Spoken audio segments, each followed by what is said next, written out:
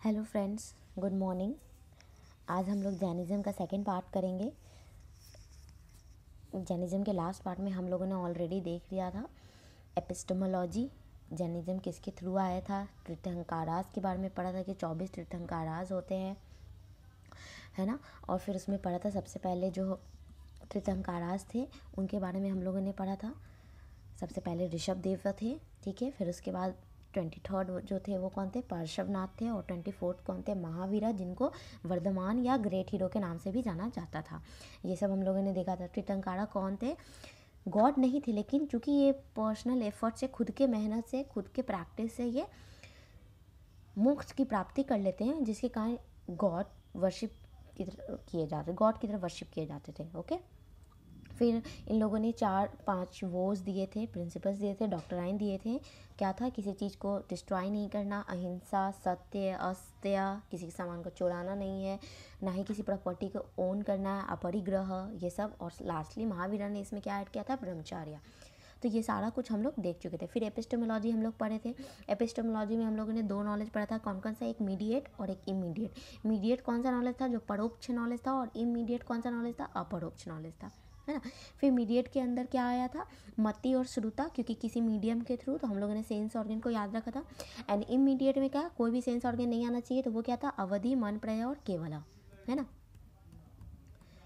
ये सारा था। फिर उसमें एक और हम लोगों ने पढ़ा था नया फिलॉसफी। नया फिलॉसफी क्या था, जब किसी चीज़ों के साथ रिलेट कर रहे थे तब वो था, है ना। एंड फिर शायदवाद पढ़ा था। ये सब एपिस्टेमोलॉजी का पार्ट था। शायदवाद में हम लोगों ने क्या पढ़ा था, शायदवाद में पढ़ा था कि असर्शन विद शायद, समहाउ, किसी चीज़ के साथ हो सकता है ये है, हो सकता है वो है ना। जिसमें हम लोगों ने 7 पॉइंट्स को डील किया था, राइट। तो अभी हम लोग वही 7 पॉइंट्स को देखेंगे एक बार, क्योंकि मैंने उसका एक और टर्म एग्जाम्पल के साथ भी इसमें ऐड किया है, तो आप लोग वो भी देखना। ये सब हम लोग कर चुके हैं ऑलरेडी। हाँ, ये भी हो चुका था। यहाँ से ये जो शायदवाद का 7 पॉइंट था, हम लोगों ने देखा था कि ये शायदवाद का 7 पॉइंट है ना। जिसमें 7 फोल्ड क्या है, समहाउ एक थिंग एग्जिस्ट करता है, somehow a thing does not exist, somehow a thing both exist and does not exist. ये 3 एक अलग है, और ये चौथा बीच में जो आया है, somehow a thing is indescribable, इसी चौथे को यूज़ करके ऊपर के 3 के साथ नीचे 5th, 6th और 7th पॉइंट बनाया गया है ना। नीचे जो 5th, 6th, 7th पॉइंट है वो इसी चौथे को यूज़ करके इन तीनों के साथ 5th, 6th और 7th पॉइंट बनाया गया है, राइट। तो इसी तरह से हम लोग देखते हैं नेक्स्ट। हिंदी में मैंने एग्जाम्पल भी लिखा है। हिंदी में इसको सप्तभंगी भी कहते हैं, राइट। सप्तभंगी यानी क्या, सप्तभंगी में शायद नस्ती, in some way it is not, शायद अस्ति नस्ती, in some way it is and it is not, शायद अस्ति अवक्तव्य, in some ways it is and it is indescribable, है ना। किसी तरह से ये है और इनडिस्क्राइबेबल भी है। उसी तरह से ये नेम याद रख सकते हो, ये साइड वाला नाम, ये इधर का नेम याद रखो, वही चीज़ है जो पीछे एक्सप्लेनेशन दिया है, बस ये नेम अलग अलग है। मुझे मिला तो मैंने आप लोगों को दे दिया, है ना। मेरे नोट्स में था तो मैंने ये इसको नोट डाउन कर दिया। ओके, तो इसको देखना एक बार। ये नेम सारे सप्तभंगी, ये तो ज़रूर याद रखना, सप्तभंगी सॉरी उसको बोलते हैं, ठीक है। और शायद अस्ति, शायद ना अस्ति, देखो ऐसे संस्कृत पढ़ते हो ना, अस्ति मतलब है, ठीक है, शायद है, शायद नस्ति, ना अस्ति यानी शायद नहीं है, शायद अस्ति, ना अस्ति यानी शायद है भी और ना भी। ये 3 याद रखना और एक चौथा याद रखना, बाकी 5वां, 6ठा और 7वां अपने आप बन जाएगा। 5वां क्या, चौथा क्या है, शायद अस्ति अवक्तव्य, है ना। यानी कि समहाउ अ थिंग इज, यानी है और इनडिस्क्राइबेबल है, ठीक है। फिर 5वां क्या है, शायद ना अस्ति अवक्तव्य, ठीक है, नहीं है और इनडिस्क्राइबेबल है, ठीक है। शायद अस्ति ना अस्ति अवक्तव्य मतलब है भी, नहीं भी है और इनडिस्क्राइबेबल है। और शायद अवक्तव्य इनडिस्क्राइबेबल, यानी ये जो चौथा पॉइंट जो मेरा पीछे इंग्लिश में है वो यहाँ पे 7th पॉइंट है। ऐसे देख लो फ्रेंड्स, मैं यहाँ लिख देती हूँ ताकि जब आप लोग इसको देखो तो क्लियर हो जाए। पहला पॉइंट ये है, दूसरा ये है, तीसरा ये है। जो मेरा इंग्लिश का 4th पॉइंट है जो आप लोगों ने लास्ट क्लास में देखा था वो ये है, ठीक है। उसके बाद ये 5th है, फिर ये 6th है और ये 7th है, इस तरह से है। ओके, बस याद रख कैसे रखना है, बस 3 लेटर या 3 वर्ड याद रखो, शायद अस्ति, शायद ना अस्ति और शायद अवक्तव्य, ठीक है। अस्ति मतलब है, ना अस्ति मतलब नहीं है और शायद अवक्तव्य मतलब है अवक्तव्य मतलब इनडिस्क्राइबेबल है, ठीक है। और इन्हीं तीनों को फिर रिलेट करके ये 7 है। तो ये जो नेम है ये इंपॉर्टेंट है फ्रेंड्स, क्योंकि इस बार जो 2020 में क्वेश्चन आया था वो प्रतीत समुत्पाद से आया था, राइट। प्रतीत समुत्पाद से जब आया था तो उसमें आप देखोगे कि उसी की डिफरेंट डिफरेंट जो मीनिंग हम लोग ऑलरेडी बुद्धिज्म में कर चुके हैं उससे रिलेटेड ही क्वेश्चन पूछा था। तो फ्रेंड्स ये भी पूछा जा सकता है, हो सकता है 2020 में बुद्धिज्म से आया था तो इस बार जैनिज्म से आ जाए, ओके। तो ये देख लेना, ओके। नेक्स्ट चलते हैं। अब हम लोग बात करते हैं मेटाफिजिक्स की। मेटाफिजिक्स क्या है? मेटाफिजिक्स जो है ये दोनों रियलिस्टिक भी है और प्लूरलिस्टिक भी है, ठीक है। अगर हम हिंदी में बोले तो ये जो तत्व मीमांसा है यथार्थवादी भी है और क्या है, बहुलवादी भी है। ऐसा क्यों? क्योंकि ये जो मेटाफिजिक्स है वो मेनली क्या करता है, डिस्टिंक्शन करता है, चेतन क्या करता है, डिफ्रेंशिएट करता है, डिवाइड करता है किसको, एनिमेट सब्सटेंस यानी जिनमें जीवन है या जीवा बोल सकते हैं, आत्मा, और इनएनिमेट सब्सटेंस जिनमें जीव नहीं है, जिनमें आत्मा नहीं है, यानी नॉन सोल, ठीक है। यानी जीव और अजीव में ये डिफरेंस करता है। जैनिज्म जो है बेसिकली डुअलिस्टिक है बेसिकली, मगर ये प्लूरलिस्टिक भी है। प्लूरलिस्टिक किस फॉर्म में है, ये प्लूरलिस्टिक की भी बात करता है, यानी अनेकांतवाद की भी बात करता है इस फॉर्म में, क्योंकि जो एनिमेट और इनएनिमेट सब्सटेंस है तो दो ही, एनिमेट और इनएनिमेट, सोल और नॉन सोल। लेकिन ये सोल और नॉन सोल के अंदर बहुत सारे इसके कैरेक्टरिस्टिक है, इनफाइनाइट नंबर ऑफ, ठीक है, अनंत संख्या के अस्तित्व को पहचानता है निर्जीव पदार्थ और सजीव पदार्थ का, ठीक है। तो ये इसकी बात करता है, ठीक है। तो यही चीज़ यहाँ लिखा है कि ये क्या है, रियलिस्टिक और प्लूरलिस्टिक है। बेसिकली डुअलिस्टिक है लेकिन ये प्लूरलिस्टिक यानी अनेकांतवाद है। क्यों? क्योंकि ये रिकॉग्नाइज करता है existence of infinite number of animate and inanimate substance, ठीक है, उनके कैरेक्टरिस्टिक। और हर एक जो बहुत सारे इनएनिमेट और एनिमेट सब्सटेंस है वो बहुत सारा खुद का अपना डिफरेंट इनफाइनाइट अनगिनत संख्या में अपनी कैरेक्टरिस्टिक को शो करते हैं, ओके, ठीक है।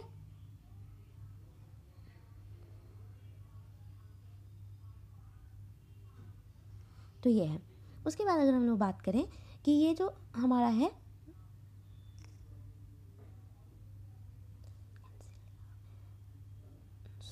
ठीक है, तो ये जो हमारा है इस possessing infinite since it teaches, ये हमको ये सिखाता है कि इनफाइनाइट नंबर ऑफ सब्सटेंस जो वो इंडिपेंडेंटली एग्जिस्ट करता है ऑफ आवर परसेप्शन और अवेयरनेस ऑफ देम, ठीक है। मतलब यह सिखाता है कि बाद से पदार्थों की अनंत संख्या हमारे विचारों यानी हम जो सोचते हैं या इनके बारे में जागरूकता का स्वतंत्र, सबको अपना अपना इंडिविजुअलाइजेशन है। फ्रेंड्स ये भी एक कीवर्ड है कि जैनिज्म जो है वो टिल्टेड है किसकी तरफ, इंडिविजुअलाइजेशन, सबका अपना अपना सोच है, अपना अपना अवेयरनेस है। फॉर एग्जाम्पल वो जो हाथी का स्टोरी है कि हाथी का टेल पकड़ता है, कोई रोप समझता है, कोई स्नेक समझता है, तो सबके पॉइंट को कंसीडर किया जाता है ना। तो ये क्या है, इंडिविजुअलाइजेशन पे भी फोकस करता है ना, क्योंकि अनेकांतवाद है, हर एक इंसान अपने अपने पॉइंट ऑफ व्यू को सोच रहा है, ठीक है। सबका अपना अपना परसेप्शन है, इंडिपेंडेंटली ऑफ आवर परसेप्शन और अवेयरनेस ऑफ देम, ठीक है। जैनिज्म में also be described as epistemologically and metaphysical realism, ठीक है, यानी ये यथार्थवाद के रूप में भी वर्णित किया जा सकता है, ठीक है। तो अब क्लियर है। यानी जैनिज्म के मेटाफिजिक्स की बात करें तो मेटाफिजिक्स में हम लोगों ने दो चीज़ पढ़ा है, रियलिस्टिक तो है ही, प्लूरलिस्टिक है। बेसिकली ये डुअलिस्टिक है, मतलब मेनली तो ये प्लूरलिस्टिक की बात करेंगे। प्लूरलिस्टिक क्यों? क्योंकि अनेकांतवाद है, हर एक की बात को फोकस किया जाता है। मगर ये बेसिकली अगर इसका बेसिक समझे कि ये कहाँ से आया ये अनेकांतवाद, तो ये कहाँ से है, दो ही चीज़ों से आया, जीव और अजीव। यही जीव और अजीव अपने असंख्या बहुत सारे नंबर में बढ़ जाते हैं, infinite number of characteristic pose करते हैं, इसीलिए इसको डुअलिस्टिक प्लूरलिस्टिक भी बोला जाता है। क्लियर है? तो ये प्लूरलिस्टिक हुआ, ओके। अब बात करते हैं आगे। तो ये हिंदी में भी लिखा है कि जैन तत्व मीमांसा यथार्थवादी और बहुलवादी दोनों हैं। ये चेतन पदार्थ यानी जीव आत्मा और निर्जीव के बीच एक तेज अंतर खींचता, मतलब बहुत अंतर शो करता है। जैन धर्म मूलतः द्वैतवादी है, यह भी बहुवचन है अनेका, और द्वैतवादी है लेकिन फिर भी किस फॉर्म में है? अगर हम आगे और सोचें तो क्या है, बहुवचन हो रहा है, अनेकांतवाद हो रहा है। क्यों? क्योंकि यह चेतन और निर्जीव पदार्थ यानी जो जीव हैं और अजीव है, इनके बीच में बहुत सारा जो संख्या का अस्तित्व है उसको पहचान लेता है, ठीक है, और इसीलिए अनेकांतवाद बोला जाता है, ओके। अब बात करें तो यूनिवर्स जो है यानी जो संसार है वो कैसे जीव और अजीव में इंटरेक्शन करता है। तो इंटरेक्शन जीव और अजीव के बीच में जो इंटरेक्शन होता है उसी से हमारा यूनिवर्स बनता है, जैनिज्म बोलता है। वो लिविंग क्या है, लिविंग तो है, जो भी जीव है वो क्या है, सोल्स है, लेकिन जो नॉन लिविंग है वो 5 चीज़ों में बचे हैं, 5 कैटेगरीज में डिवाइडेड है। वो क्या है, आकाश, ठीक है, धर्म, धर्म का मतलब मूवमेंट, ठीक है, अधर्म यानी रेस्ट, टाइम यानी कला, काल, ठीक है, और मैटर यानी पुद्गल। ये 5 चीज़ है और ये इंपॉर्टेंट है फ्रेंड्स, ये 5 टर्म्स याद रखना होगा। कैसे कैसे याद रखना, सीधा सीधा, आकाश, आकाश में मूवमेंट, आकाश में रेस्ट, आकाश, धर्म, अधर्म, काल, समय और मैटर यानी पुद्गल। ये 5 चीज़ों नॉन लिविंग पे ये डिपेंड करता है, ठीक है। सोल्स क्या है, ये only property of animal and plant life है। जो सोल है जिनमें सिर्फ एनिमल और प्लांट, क्योंकि यही दोनों लिविंग है तो इन्हीं का एनिमल का एक प्रॉपर्टी है। लेकिन स्टोन हो गया, रॉक हो गया, रनिंग वाटर हो गया और अदर जो नेचुरल ऑब्जेक्ट्स हैं not looked upon as living by other sex, ठीक है। ये सब जो चीज़ हैं इनको लिविंग की तरह नहीं देखा जाता है दूसरे संप्रदाय के द्वारा, ठीक है, सेक्ट्स के द्वारा, सेक्शंस के द्वारा। जैन के 2 सेक्ट हैं, वो भी हम लोग देखेंगे आगे, ठीक है ना।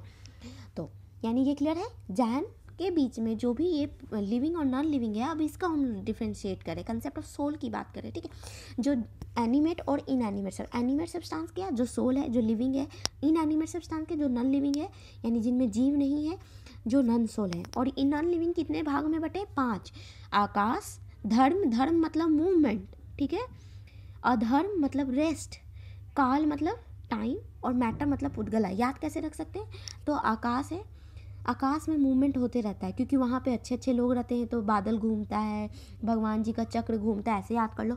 और अधर्म, जब भी हम किसी अधर्म में घुस जाते हैं हमारा दिमाग एक ही चीज़ पे रुक जाता है और वो क्या है, गंदी गंदी बातें। तो ऐसे याद रख लो, ये ट्रिक याद रख लो, ठीक है, ठीक है, ओके। और काल, काल यानी समय समय की बात है, कभी धर्म हो सकते, कभी हम अच्छे हो सकते, कभी बुरे, तो समय समय की बात है, धर्म, अधर्म और पुद्गल। तो ऐसे याद रख सकते हो, ठीक है। तो ये हो गया, यानी सोल जो है वो हमारा ओनली प्रॉपर्टी ऑफ एनिमल और प्लांट लाइफ है, ठीक है। But also in entities such as stones, rocks, running water, many other natural object not looked upon as living by other sects. तो ये चीज़ है, ओके। हिंदी में भी देख लेते हैं। यानी ब्रह्मांड जीवित और गैर जीवित संस्थाओं की 5 श्रेणियों की बातचीत के माध्यम से कार्य करता है। वो क्या है, आकाश, आंदोलन के साधन या स्थिति यानी धर्म, घूमना, आराम, रेस्ट, अधर्म, यहाँ अ छूट गया है, यहाँ पे अ छूट गया है फ्रेंड, ध्यान रखना, मैं यहाँ लिख देती हूँ, ठीक है। अधर्म का अर्थ या स्थिति, ठीक है, समय यानी काल और मामला, मैटर को यहाँ मामला लिख दिया है, बट हम लोग जानते हैं मैटर यहाँ क्या होगा, पदार्थ, ठीक है। ये गूगल भी ना क्या से क्या लिख देता है, ठीक है। तो मैटर को क्या बोलेंगे, पदार्थ, तो पुद्गला। तो ये चीज़ है, ठीक है। यानी आत्माएं न केवल पशुओं पौधों के जीवन की संपत्ति है, बल्कि पत्थरों, चट्टानों, बहते पानी और कई अन्य प्रकृति वस्तुओं जैसे कि अन्य संप्रदायों द्वारा जीवित नहीं है, ठीक है। तो ये यानी कहने का सेंस है कि जो चट्टान ये सब हम लोग नॉन लिविंग मानते हैं। तो यहाँ कह रहे हैं कि आत्मा सिर्फ पशु और पौधों की जीवन की संपत्ति है, ठीक है। तो ये चीज़ है। अब हम बात करें जैनिज़्म, यहाँ से फ्रेंड्स यहाँ तक सब कोई पढ़ाता है, ये थोड़ा सा एक्स्ट्रा है तो ध्यान से सुनना। जैनिज़्म जो है मेनली कॉमन फिलोसफिकल व्यू को समझता है, ठीक है, मगर वो 2 तरह के कैरेक्टर को देखते हैं। पहला क्या, इसेंशियल, और दूसरा क्या, एक्सीडेंटल। अब समझते हैं, इसेंशियल कैरेक्टर वो होते हैं जो रिमेन, रहते हैं as long as it remains the same, जब तक वो वैसे हैं वैसे, मतलब कोई चेंजेस नहीं होता, अनचेंजिंग। लेकिन एक्सीडेंटल क्या होते हैं, यानी कि अगर हम इसेंशियल की बात करेंगे तो विदाउट दिस सब्सटेंस क्या हो जाएगा, without this substance will cease to be what it is, इसके बिना सब्सटेंस क्या हो जाएगा, सीज हो जाएगा, वो क्या है, ठीक है। बट द एक्सीडेंटल कैरेक्टर जो है, substance will come and go, ठीक है, substance will come and go, यानी कि एक्सीडेंटल कैरेक्टर में क्या है, सब्सटेंस आएगा जाएगा, यानी चेंज होता रहेगा। और वो चेंजेस कहाँ होता है हमारे, मेनली किसमें, दुख, डिज़ायर, हमारा नीड चेंज होता रहेगा, हमारा दुख चेंज होता रहेगा, पेन चेंज होता रहता है, ठीक है। तो ये सम ऑफ द क्या है, एक्सीडेंटल कैरेक्टरिस्टिक है। एंड दीज एक्सीडेंटल कैरेक्टरिस्टिक किसके द्वारा पोजेस किए जाते हैं, तो हमारे सोल सब्सटेंस के द्वारा, ठीक है। तो इसको एक बार हम तो एक्सप्लेन कर दिया, मैं इसको रीड कर देती हूँ कि जैनिज़्म मेनली क्या करते हैं, 2 तरह के कैरेक्टर को देखता है। पहला क्या, इसेंशियल, और दूसरा क्या, एक्सीडेंटल। जब हम इसेंशियल कैरेक्टर का बात करेंगे तो इसेंशियल कैरेक्टर मेरा कैसा है, as long as it remain the same, ये सेम रहता है, ठीक है, यानी इसमें कोई चेंजेस नहीं होता, ये सीज हो जाता है, ठीक है। जैसे हम लोग चेंज जब लिबरेशन पाते हैं, मोक्ष पाते हैं, तो सीज हो जाता है, हमारा कोई डिज़ायर नहीं बचता, हमारा कोई नीड नहीं बचता, वही चीज़ है इसेंशियल, उसी तरह से। और दूसरा क्या है, एक्सीडेंटल। एक्सीडेंटल क्या है, यह आते रहता है जाते रहता है, आते रहता है जाते रहता है। मतलब जैसे मान लो आज हमारे पास नीड है, आज मुझे गुपचुप खाने जाना है, मेरा नीड आज ये है, लेकिन कल हम किसी को बर्गर खाते देख लिए तो मेरा नीड बढ़ गया कि अब वो खाना है ना। आज दुख ये है कि मेरा दोस्त का जेरफ निकल गया, मेरा नहीं निकला, ठीक है, कल मेरा भी जेरफ निकल गया तो भी हम खुश नहीं। अब दुख क्या है, अरे वाह वो देखो ना, उसके पास 4 गाड़ी आ गया, हमको इसका खुशी नहीं कि हमको जेरफ है, 4 गाड़ी आ गया सामने वाले के पास, उसका खुशी है, तो वो क्या हो गया, पेन। यानी ये क्या हो रहा है, ये चेंज होते रहते, तो इसको इस कैरेक्टरिस्टिक को क्या कहते हैं, एक्सीडेंटल कैरेक्टरिस्टिक। और ये कौन पोजेस करता है, सोल सब्सटेंस पोजेस करता है, ठीक है, यानी जो लिविंग है। ये हिंदी में लिखा है, ठीक है,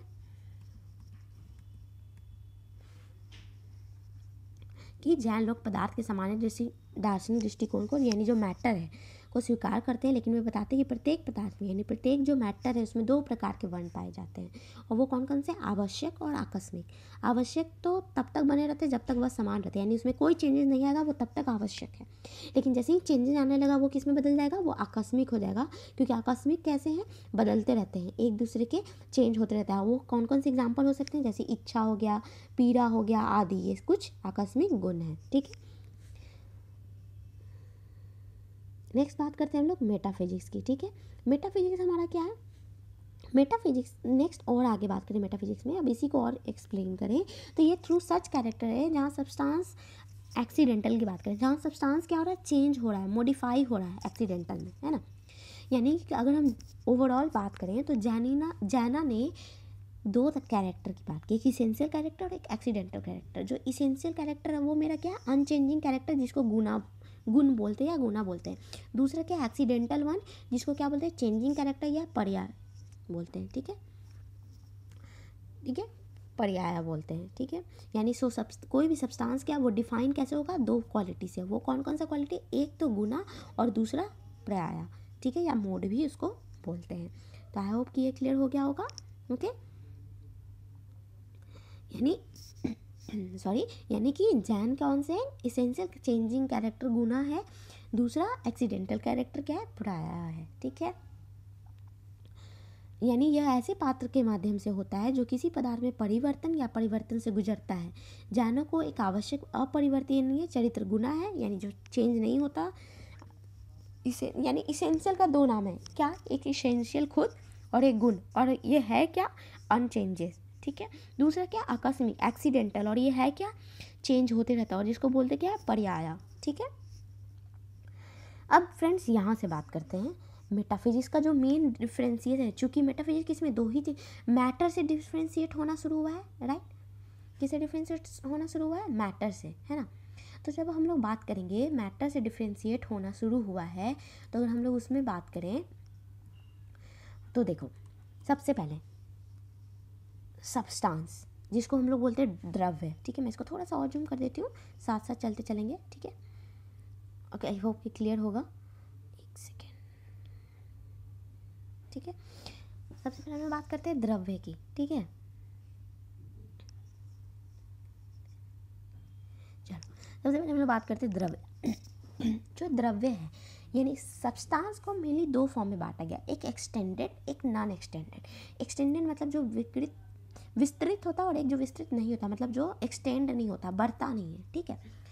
there is only one substance, एक ही ऐसा सब्सटेंस है जो बढ़ता नहीं है, जो एक एक्सटेंशन नहीं जिसमें, तो जैसे समय, क्या समय 24 घंटा तो 48 आवर्स हो जाता है, नहीं, 24 का 24 ही घंटा रहेगा किसी भी इंसान के पास। तो एक काल ही ऐसा मेटाफिजिक्स का जो 5 एंटाइटीज़ है, और लिविंग और नॉन लिविंग में दोनों में लाके कि यही ऐसा है जो कि क्या करता है, जो कि हमारा एक्सटेंडेड नहीं है, ठीक है, एक्सटेंडेड नहीं है, ठीक है। बाकी सबके सब में क्या एक्सटेंशन पोजेज होता है, यानी सब में एक्सटेंशन होता है, यानी बढ़ा सकते हैं, हमारा नीड बढ़ सकता है, ठीक है, आकाश बड़ा हो सकता है, और भी जो भी जीव, सोल, है ना, ये सब इंक्रीज होता है, लेकिन जो काल है, जो समय है, वो बढ़ता नहीं है, ठीक है, जो कि एक्सटेंशन से डिवाइड होता है। फाइन। अब ये जो सब्सटेंस है, ठीक है, इनको दो भाग में बांटा गया। एक अभी जस्ट मैंने क्या बोला, जिसमें क्या हो, जिसमें एक्सटेंशन हो, और इसको जनरल नेम किससे बोला जाता है, अस्थिकया, ठीक है, अस्थिकया के नाम से जाना जाता है, ठीक है। अस्थि का मतलब क्या होता है, बॉडी, ठीक है, काइंड, अस्थि मतलब काइंड और कया मतलब बॉडी, यानी हर प्रकार का बॉडी, काइंड और बॉडी, अस्थि मतलब काइंड और कया मतलब बॉडी, ठीक है। जनरल नेम इसको अस्थिकया कहते हैं, यानी जिसमें एक्सटेंशन होगा, जिसमें एक्सटेंशन होगा, फ्रेंड्स इसको समझना, मैंने इसका एक्सप्लेनेशन में ग्राफ से ही समझाऊंगी। जिसमें एक्सटेंशन होगा उसको कहेंगे अस्थिकया, ठीक है, और जिसमें एक्सटेंशन नहीं होगा, ठीक है, अब ये जिसमें एक्सटेंशन नहीं होगा वो होगा अनिश्चितकाय, यानी पीरियड, यानी समय, यानी काल, ठीक है। अब बात करते हैं आगे। फाइन। अब ये जो का अस्थिकय यानी जो एक्सटेंशन है वो दो चीज़ में बटा है। वो किस में बटा है, जीव और अजीव, यानी लिविंग और अनलिविंग, मतलब नॉन लिविंग, अनलिविंग कह दिए, सॉरी, लिविंग और नॉन लिविंग, जीवा और अजीवा। अब पहले हम लोग बात करते हैं सिर्फ किसकी, जीवा की, ठीक है।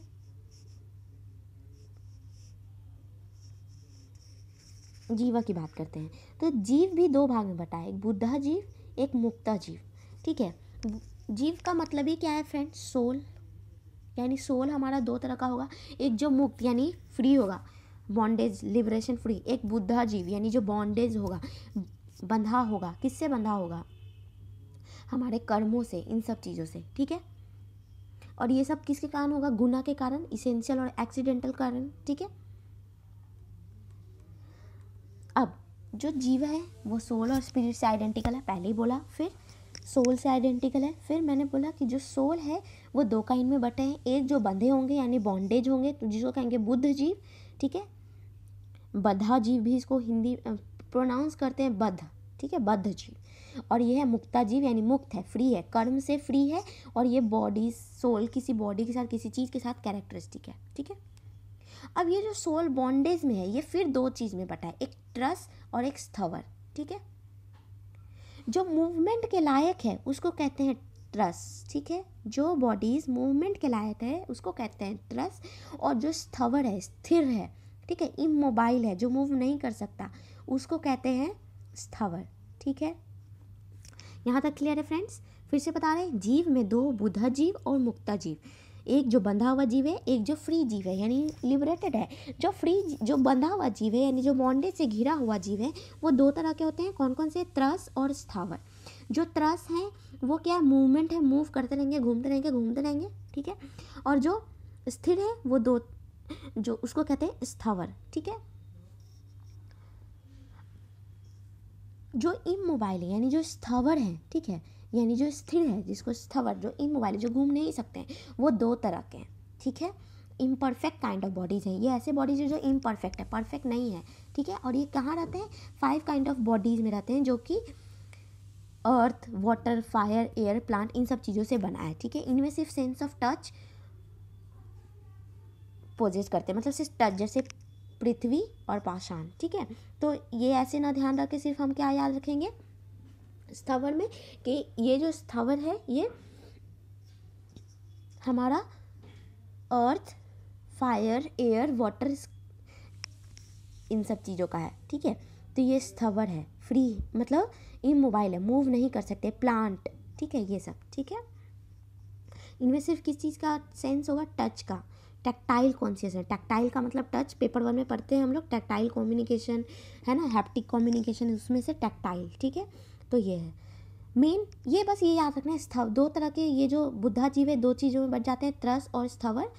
त्रस और स्थवर फिर दो में, पृथ्वी और पाषाण, जिसको बस इमोबाइल समझना और कुछ नहीं, ज़्यादा डीप में नहीं जाएंगे, फिलॉसफी का में नहीं घुसना, हमें एजुकेशन तक रखना है। अब ये जो त्रस है इसको समझना है, ये जो त्रस है यानी जो मोबाइल लिविंग सब्सटेंस जो घूम सकते हैं, ये अलग अलग परफेक्शन ओके पोजेस करते हैं, इनके पास डिफरेंट परफेक्शन होता है, कभी 2 जिसको द्विइंद्रिया, कभी 3 जिसको त्रिइंद्रिया, जिसको 4 जिसको चतुर इंद्रिया, जिसको 5 जिसको पंच इंद्रिया, ठीक है। तो ये चीज़ें हैं मोबाइल में। क्लियर है? आई होप कि ये क्लियर होगा। ठीक है, तो ये क्लियर है। त्रस मतलब जो मूव करते हैं, स्थावर जो मूव नहीं कर सकते। तो ये हो गया जीव, यानी जो सोल है हमारा उसकी बात। ठीक है, फिर से बता दे रहे हैं, सोल दो भाग है, एक बद्ध जीव है जिसमें नीड है, डिजायर है, बंधा है बॉन्डेज से, एक मुक्त है जो फ्री है। दूसरा है त्रस, फिर स्थावर। त्रस क्या है? जो कि मोबाइल है, मूव कर सकता है, और स्थावर क्या, जो मूव नहीं कर सकता है। फाइन। नेक्स्ट जो है हमारा वो क्या, अजीव है, यानी नॉन सोल है। ओके, ये जो नॉन सोल है वो क्या है, वो भी 4 चीज़ों में बटा है। एक तो पांचवा मेरा, 5 मेनली नॉन सोल हम लोग किस में बांटे थे, 5 में, लेकिन पांचवा कहाँ चला गया, पांचवा चला गया जो एक्सटेंशन नहीं था, अनिष्ट क्रिया में। ठीक है ना, देख लो इसमें गया अनिष्ट क्रिया, पीरियड, टाइम, काल, बाकी 4 बचा अजीव में। तो ये अजीव क्या है, पुद्गल, फिजिकल सब्सटेंस, आकाश, धर्म डायनामिक जो मूव करता रहता है, और अधर्म इनिक्विटी यानी जो जिसमें मूवमेंट नहीं होता है। राइट, तो ये सारा हमारा वो है। अब ये पुद्गल को भी 2 भाग में, अनु और इम्पैक्ट। फिर ये इम्पैक्ट जो मिक्स्ड है, रस, स्पर्श, है ना, सेंस, टच, स्मेल, वर्ना, कास्ट, इन सब चीज़ों में बांटा है। तो इतना डीप में नहीं जाना हमें, सिर्फ ये मेरा मेन मोटो आपको ये एक्सप्लेन करना था फ्रेंड्स। ऊपर अस्थि क्या और अनिष्ट क्या है, जीव अजीव क्या है, ये क्या है, और इसके साथ ये क्या है, और यहाँ तक ये एक्सप्लेनेशन करना था। बट मुझे सिर्फ इतने का ग्राफ नहीं मिल रहा था, तो मैंने ये पूरा आपके लिए पुट डाउन कर दिया। एंड ये भी एक्सप्लेन किया, ऐसा नहीं है कि मैंने कोई भी एक्सप्लेन ये भी किया है। आपको ये बोल रही हूँ कि आपको ये इतना याद रखने का ज़रूरत नहीं है। ओके, चलो आगे बढ़ते हैं। मेटाफिजिक्स में जैन जो है, जैन कॉस्मोलॉजी जो है वो एग्जिस्टेंस को डिनाई करता है। किसके एग्जिस्टेंस को, कि supreme being responsible for creation. ठीक है, मतलब कहने का सेंस है कि जो जैन है वो ब्रह्मांड विज्ञान, ब्रह्मांड के निर्माण और संचालन के लिए एक सर्वोच्च अस्तित्व का इनकार करता है। मतलब ये नहीं कहता कि सुप्रीम बीइंग है। जैनिज्म के अनुसार क्या है कि जो लोक या यूनिवर्स है वो अनक्रिएटेड एंटिटी है, इसको बनाया नहीं गया है, इनफाइनाइट है। ठीक है, बहुत दिनों से चलता आ रहा है, इम्यूटेबल है, इसमें कोई चेंजेस नहीं हो रहा है इन नेचर में, बिगिनलेस है। मतलब कहाँ से स्टार्ट हुआ नहीं पता, कहाँ से खत्म होगा, मतलब शुरुआत और अंतहीन है, ना शुरुआत है इसका ना अंतहीन है। ठीक है, ये अनक्रिएटेड एंटिटी है बस। ठीक है,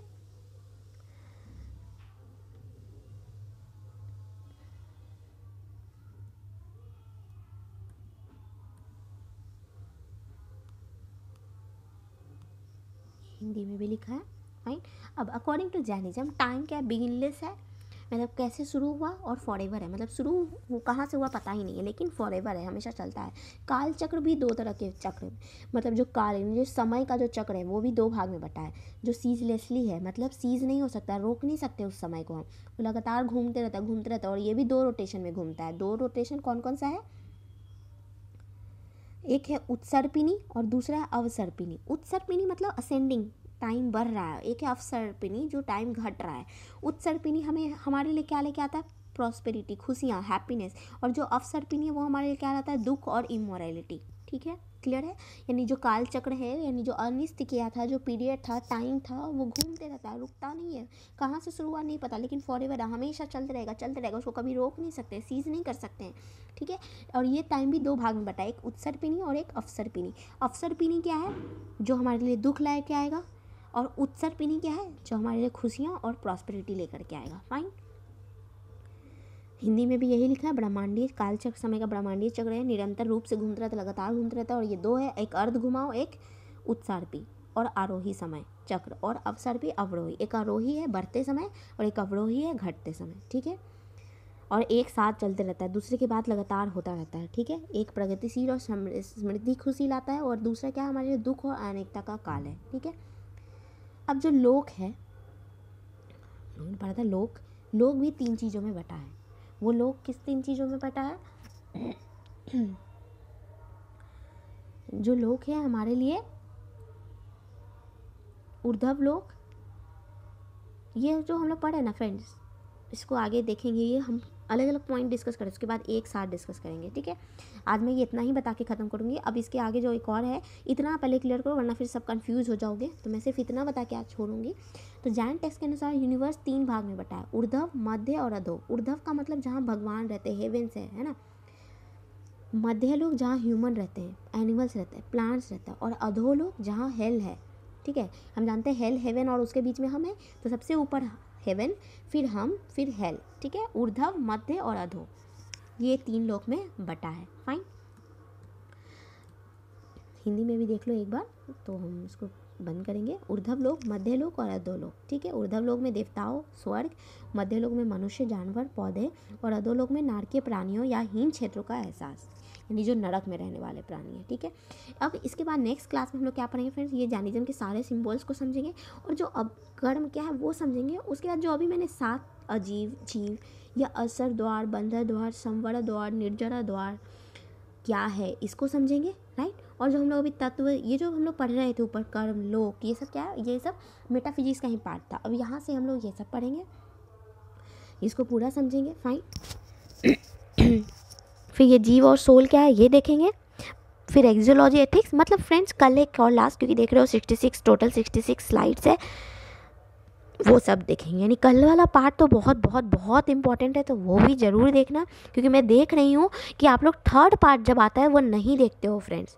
ये मत सोचो कि जो एम ऑफ एजुकेशन जिसमें मैं डालती हूँ वो नहीं है, वो आपके लिए सबसे ज़्यादा इंपॉर्टेंट है फ्रेंड, क्योंकि कभी कभी डायरेक्ट सब्जेक्ट पूछ देता, आप प्रीवियस ईयर क्वेश्चन करके देखो, है ना। तो ये मत सोचो कि नहीं करना है, ठीक है। मैं देखती हूँ फर्स्ट और सेकेंड पार्ट में बहुत सारे बच्चे देखते हैं, क्वेश्चंस पूछते हैं, लेकिन थर्ड पार्ट के लिए वो देखते हैं। थर्ड पार्ट को मैं क्या कहती हूँ, सिर्फ सुनो, याद करने का जरूरत नहीं है, 2-3 बार सुन लोगे वो काफ़ी है, बस समझने की कोशिश करो, उन्हीं चीज़ पे वो थर्ड पार्ट बेस्ड है, अपने आप समझ में आने का, लेकिन सुनोगे तब तो वो देखो, ओके। तो आई होप आप लोगों को ये पॉइंट्स क्लियर होगा। यहाँ तक में जो भी कन्फ्यूजन है वो देखना, मैं आज और कल, मतलब जो लास्ट फर्स्ट वीडियो डाली थी उससे रिलेटेड जो भी ये होगा, मैं उससे आज MCQ डालूंगी आप लोगों का, शाम तक या रात तक डालूंगी। सो डोंट वरी, आप लोग तब तक देखो आराम से अच्छे से। फाइन, उसके बाद मैं ये वीडियो पुट डाउन करती हूँ, ओके।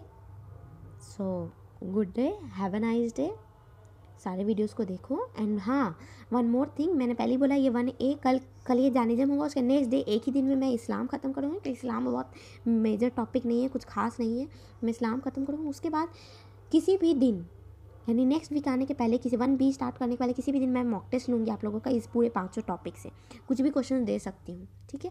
तो आप प्रिपेयर रहो, सारे वीडियोज़ को देख के रखो, नोट्स प्रिपेयर करके रखो।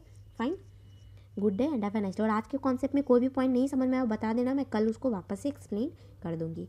Thank you and have a nice day.